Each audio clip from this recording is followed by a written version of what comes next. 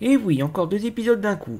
La dernière fois, la traduction de Crunchyroll a un peu trop tardé, et pour m'occuper, je suis allé faire une petite séance de Kingdom Hearts 1,5 2,5 Remix. Séance qui a fini par durer une semaine. Une semaine qui aurait été un peu moins frustrante si Nomura-sama faisait des boss avec des mécanismes un peu moins scients. C'est d'ailleurs pour ça qu'il n'y aura pas la présentation de Lésion. Lui et Betzen vont avoir droit à des conseils spéciaux. Hiro doit lui continuer à faire le boulot de son père, d'abord en aidant un mini-Gokimon à redevenir un Yundramon, avant que l'instinct de ce dernier ne prenne le dessus et qui commence à changer toute la classe était en monstre d'Isito.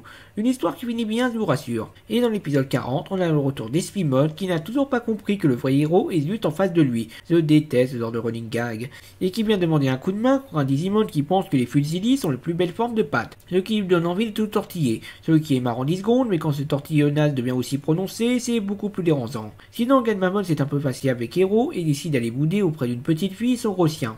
Zenmas prend le relais.